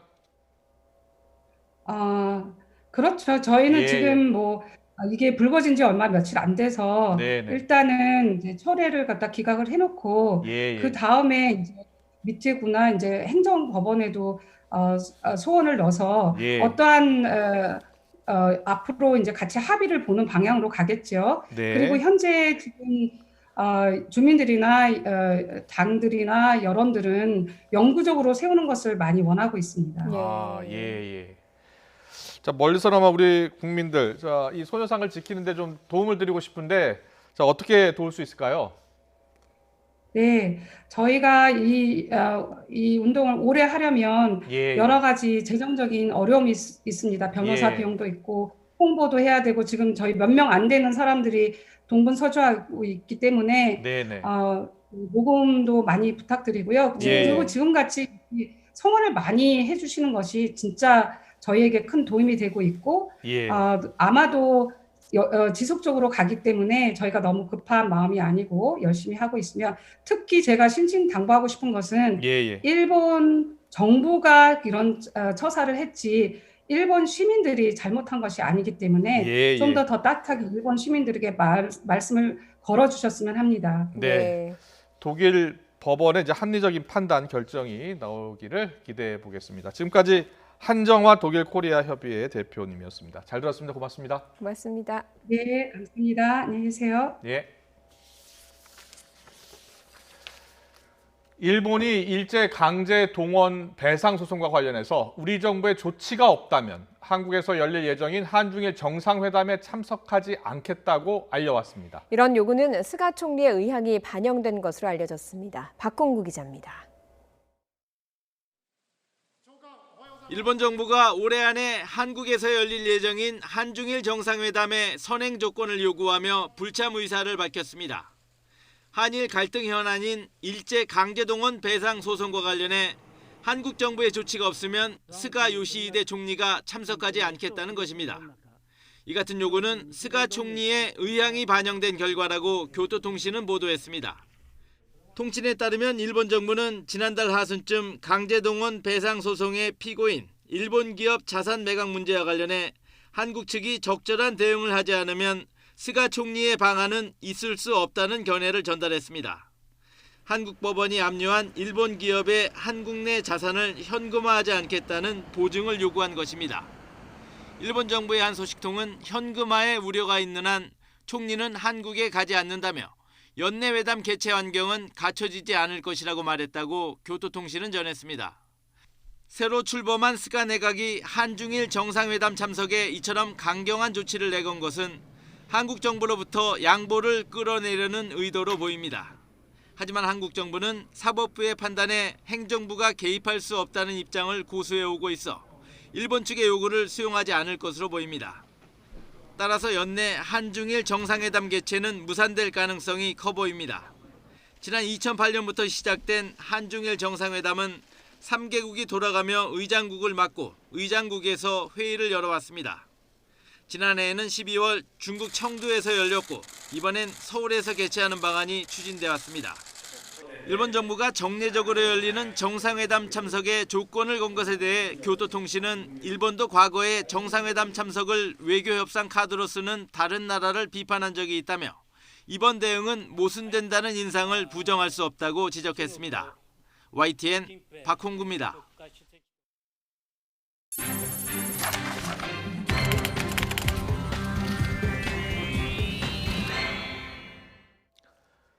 오는 12월로 예정된 조두순의 출소를 앞두고 조 씨가 살게 될 경기도 안산시에 비상이 걸렸습니다. 안산시는 강력범에 대한 보호수용법 제정을 정부에 요구하고 시내 전역에 방범용 CCTV를 늘리는 등 다양한 방안을 시행하고 있습니다. 김학무 기자의 보도입니다. 오가는 행인과 차량으로 복잡한 주택가 한복판에 방범용 CCTV 설치가 한창입니다. 여느 방범 CCTV와 마찬가지로 통합관제센터에서 24시간 내내 관찰하며 만일의 사태 발생에 대비합니다. 위험에 처하거나 도움이 필요할 때 비상벨을 누르면 도움을 받을 수 있습니다. 관제센터입니다. 무엇을 도와드릴까요? 앞으로 어떻게 조치하실 수 있어요? 여기 상주에 계신 경찰님께 바로 통보하게 됩니다. 이 CCTV에는 안면인식 시스템도 적용해 사진을 입력한 특정인의 동선을 바로 포착할 수 있게 됩니다. 안산시는 현재 3,600여 개인 CCTV를 내년까지 7,800여 개로 대폭 늘릴 계획입니다. 저희 동네가 골목골목 어두운 곳도 있고 좁은 골목이 많은데 CCTV가 많아진다고 하면은 더 안전하게 지낼 수 있을 것 같아서 좋은 것 같아요.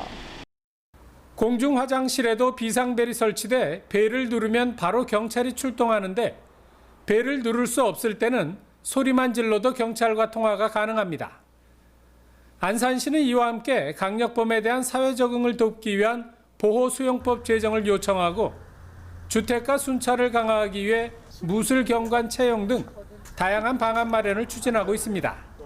특정인의 인권 보호와 이중처벌도 중요하지만 우리 안산시 74만의 안산 시민의 인권과 안전이 더욱더 중요하다고 생각해서 모든 시스템을 동원하고 그것을 구체화하기 위해서 이런 시스템을 갖췄습니다.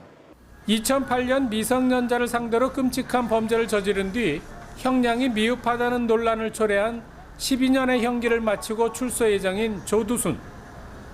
조 씨가 원래 살던 안산시에서 살겠다고 밝히면서 강력범에 대한 형량 강화와 함께 출소 후 조치가 필요하다는 목소리가 커지고 있습니다.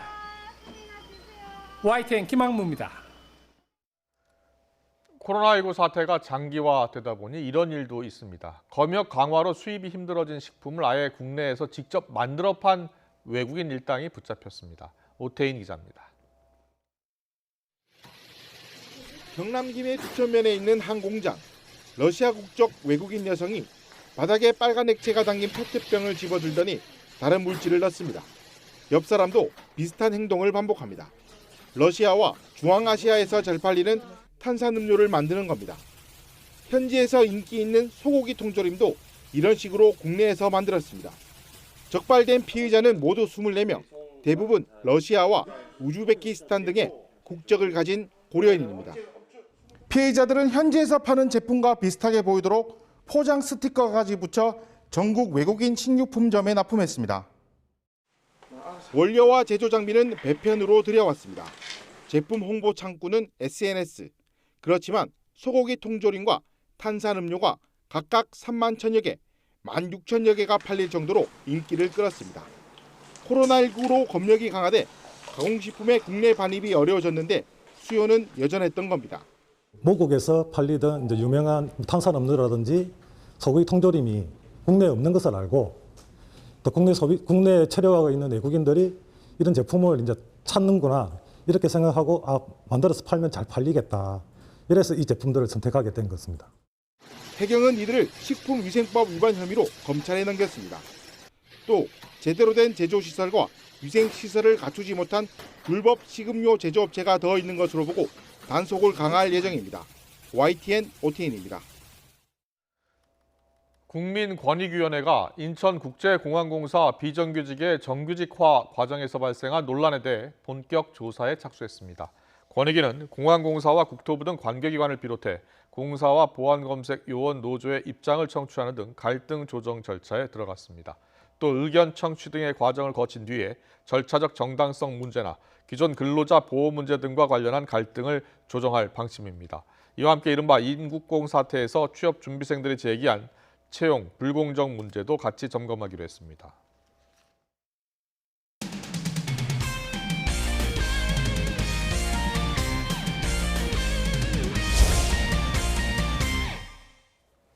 프로농구 개막과 함께 올 시즌까지만 팀을 운영하기로 한 전자랜드가 주목받고 있습니다.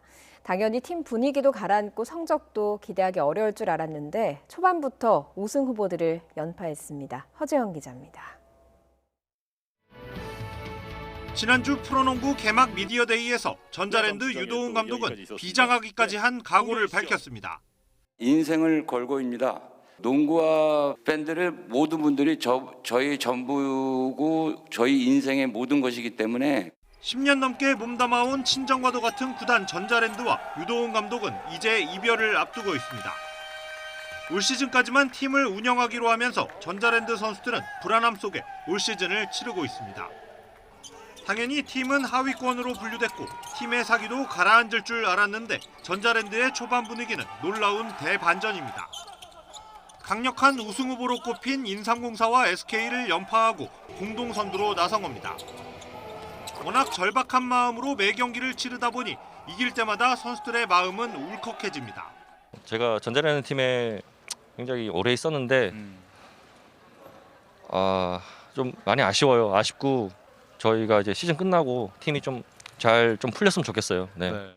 베테랑 정영삼, 박찬희가 팀을 이끄는 가운데 김낙현과 이대헌 등 젊은 선수들의 기량이 급성장했고 두 외국인 선수 탐슨과 심스는 놀라운 투지로 연일 명장면을 만들어내며 팀의 사기를 끌어올리고 있습니다.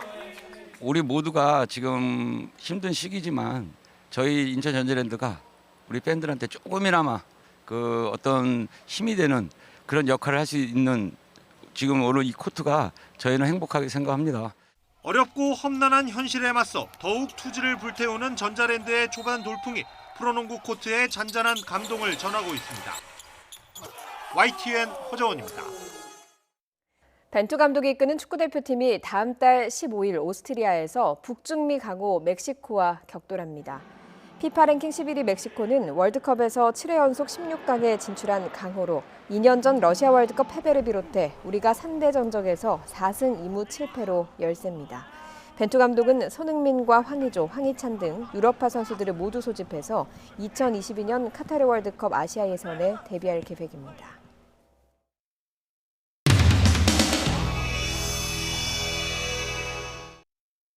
장관님. 네. 동부지검 수사를 한 과정에 이제 수사가 무혐의로 종결되고 수사 기록이 나왔어요. 장관과 보좌관 사이에 카톡이 이게 나왔는데 수사 기록이 아니고요. 공보 자료입니다. 그러니까요. 네. 앞으로 단어 조심하겠습니다. 참. 여기에 대해서 전주혜 의원이 질문을 하니까 헌법 제61조, 국회법 제127조, 국정감사 및 조사에 관한 법률에 따라 그 이번 아드님 군무 이탈 사건에서 국민들은 대한민국 군무 이탈 사건이 검찰과 아닙니다.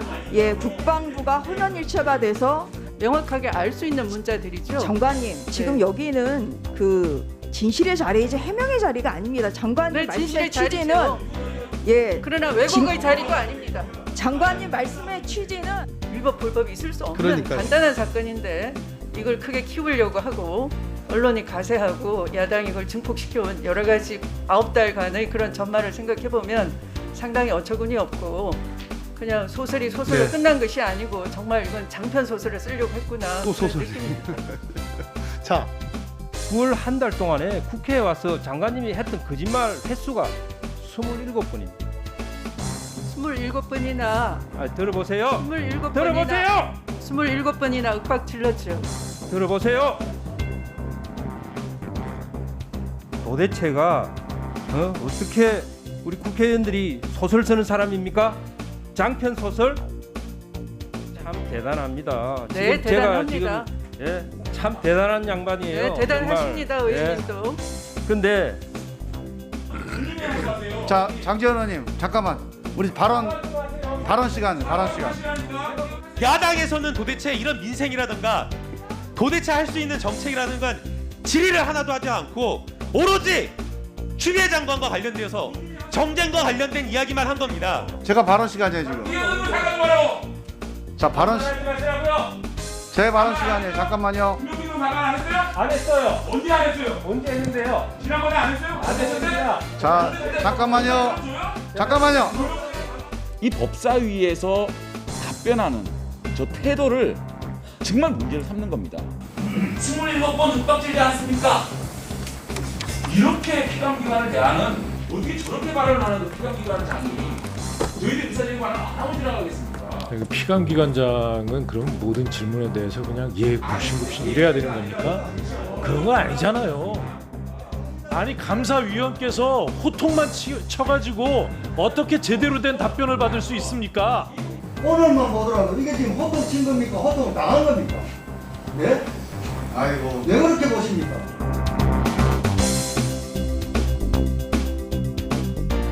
사실과 다른 상황이 발견된 거 아닙니까? 그러면 파악하거나 외압을 넣었다라는. 그러니까요. 들어보세요. 유감스럽다. 이 정도는 얘기를 해야 되는 거 아니겠어요? 다르게 발언한 바가 없고요. 명백하게. 어떻게 다르게 발언하는 거 아닙니까? 그렇게 장관님이 하시면 국민 눈에 맞지가 않아요. 두 번째, 내 자식이 귀하면 남의 자식도 귀한 거 아닙니까? 내 자식이 귀하면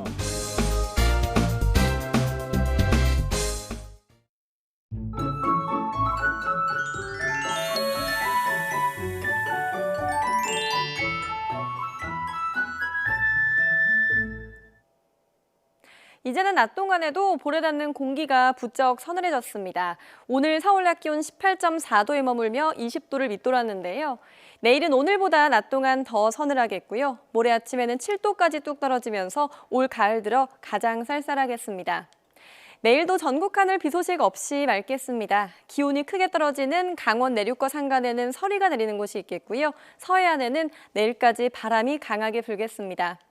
아침 기온은 예년 수준을 보이면서 쌀쌀하겠습니다. 서울 11도, 춘천 8도, 안동 7도가 예상되고요. 한낮 기온은 서울 16도, 춘천 17도, 대구 20도로 낮에도 서늘하겠습니다. 당분간 뚜렷한 비 소식 없이 맑은 날씨가 이어지면서 대기는 차차 건조해지겠습니다. 날씨 정보였습니다. 이어서 저녁 종합 뉴스 이브닝 뉴스가 방송됩니다. 시청해주신 여러분 고맙습니다.